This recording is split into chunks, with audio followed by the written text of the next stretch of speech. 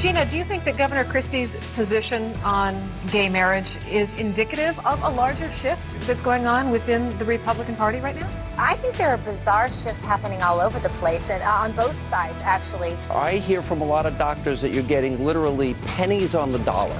Well, and because they're going to have to save money somehow, because this is such an astronomically expensive endeavor, as we all know. Instead of having a PhD psychologist, you might be going to someone with an undergraduate degree. I think Democratic politics drove yesterday more than anything else. I wonder if he has the legal authority to do this, since this was a congressional bill that set this up. He can't mandate it anyway. He doesn't have the authority, so that's why he didn't mandate it. Freedom prospers when religion is vibrant and the rule of law under God is acknowledged. An informed patriot is what we want. Welcome to Focal Point, the home of muscular Christianity on Conservative Talk Radio. Muscular Christianity, where we relentlessly explore the intersection of truth and politics. The trouble with our liberal friends is not that they're ignorant. It's just that they know so much that isn't so. Now, here's your host, Brian Fisher. Welcome, welcome. Well, as you probably know, you are listening to Focal Point on AFR, and I am not Brian Fisher. I don't even think we look like we could be remotely related, but he does have a lovely head of hair, and we will wish for Brian. We'll wish for Brian that he's feeling much better today. I'm Gina Loudon, your guest host, standing in, and I am so delighted to be with you for a number of reasons. I not only love the work of AFA, I simply listened to 10 minutes of AFA, and I'm on fire again. If I need a little revving up, you know, if I get tired of just the droning on of network news, I can always put on AFA for just a moment and get completely fired up, back in the game, ready to go. And I know you feel the same way. Another thing I love about this audience is the fact that you were so good to me. The last time I had the honor of hosting Focal Point, you for days helped me with several appearances I had, things I was very nervous about. You might recall the last time I did this show, I was actually getting ready to do a hit. That's the industry term for an appearance on Al Jazeera. Not exactly friendly turf. And I tend to be one of those who likes to go into the enemy territory and try and upset the apple cart best I can. Not in a negative way, not to cause trouble, even though Andrew Breitbart did call me the official troublemaker.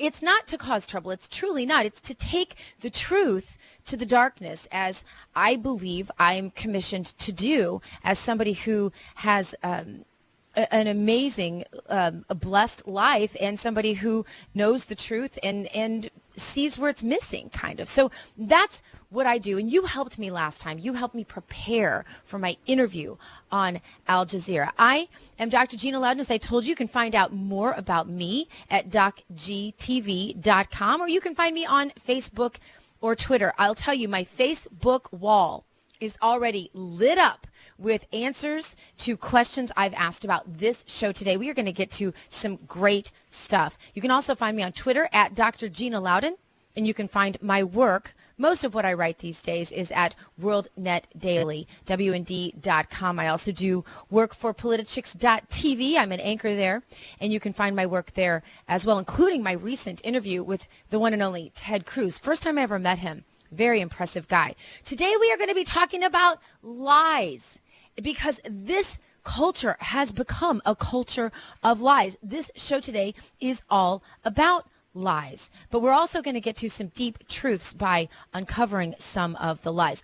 Now, I told you helped me a lot to prepare for my appearance on Al Jazeera, and I want to share some clips of that time that I spent with the folks on Al Jazeera. This is not my first time doing Al Jazeera, but I was very nervous because it was on the topic of marriage. And I know, like you know, that the GOP would love to lose the issue of marriage. Everything would be so easy. And I realized, you know, the GOP really misunderstands this whole issue between the socialist issues and the fiscal issues, because there is no such thing as a purely social issue. Take the easy issue. First one that comes to mind when you think of social issues, abortion. Abortion has a price tag of $1 million a day. That is not a social issue. That, my friends, is a fiscal issue. You and I, the taxpayers in the United States of America, are being forced to pay to subsidize people's abortions to the tune of $1 million a day. How is that a social issue? To me, that's a fiscal issue. Gay marriage, you take that issue. There's a huge fiscal price tag on the topic of gay marriage. So the first thing we need to do is completely absolve the lie that somehow these are social issues. They aren't. You can't separate them, and don't let the left pin that on you because it's not pinnable. They're the ones lying. They're trying to separate out the issues that really, the truth is very easy on these issues. They don't want to take the time to learn them. They want to spend their time raising money for their next campaign to maintain their power and going on their little joy junkets and all the rest of the things that they do in Washington, D.C. and in states and every place else. So what you and I have to do is we have to be able to fight this fight for them. We have to be able to point out the lies and the inaccuracies and the tags and the labels that the left and, by the way, the Republican establishment want to pin on us. We have to refuse to take them. Don't let them label anything a social issue. There's no such thing. They're all fiscal. And don't let them tell you lies like are coming from the top of the GOP party, from the top of the Democrats, and from the top elite in Washington, D.C., no matter what their party is, and also, especially from the progressive left. This was a lot of what my hit on Al Jazeera was about. Here is clip number 1. Are we really buying what they're selling? Gina, do you think that Governor Christie's position on gay marriage is indicative of a larger shift that's going on within the Republican Party right now?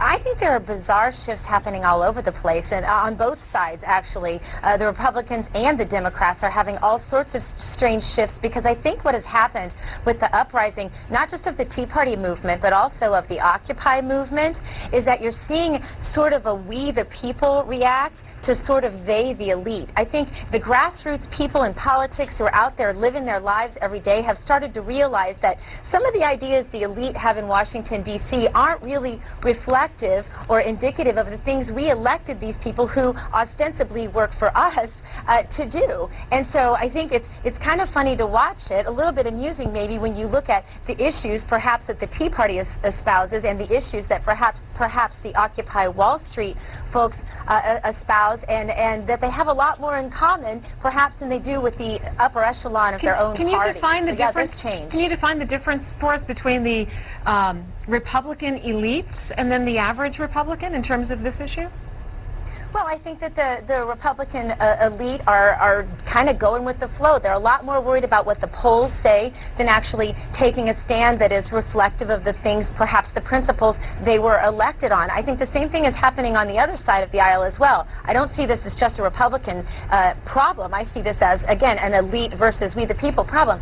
I think that if you look at some of the decisions they're looking at now, for example, raising the debt ceiling again, your typical conservative knows that taking out a credit card is not the way to keep your credit in check. And most Americans understand that simple fundamental principle. And so those in Washington, D.C., be they Republican or Democrat, telling us, this is the way it has to be done, we're kind of starting to scratch our heads and say, I don't know if we're really buying what they're selling anymore. And this is the truth. And so it goes from there. The elite wants you to think that you're just simply too simple to understand these fundamental truths. And when it comes to the definition of marriage, this is so very simple. I had a couple of clips I wanted to get to. I'm not going to get to those with you, but I am going to tell you about them. There is the conjugal definition of marriage. This is from Ryan Anderson's book, What is Marriage? Very simple stuff. The conjugal definition of marriage, which means that marriage has a purpose. The purpose has to be procreation of children, because I don't know that marriage has any other purpose. If you want to redefine marriage and give the redefinition of marriage, that of course would be any two people who love each other can call themselves married. Well, fine. Then what about three people? See, inherently that becomes something that is discriminatory. That's the reason for centuries cultures have used the conjugal definition of marriage. See, these things are easy, but the elite in Washington, D.C. doesn't want you to know that. And they don't want me to know that either. I am so excited for my first guest we're going to have on the show today. We're talking about dishonesty, but if you are honest, what is your biggest obstacle? That one question you have that keeps you from 100% faith. We're going to take those questions to my next guest, Bob Siegel, and then we're going to get to your calls, of course, so rev up those phone lines, 888-589-8840. Coming back in a moment with my guest, Bob Siegel, and your toughest questions. Stay tuned to Focal Point. Jesus said,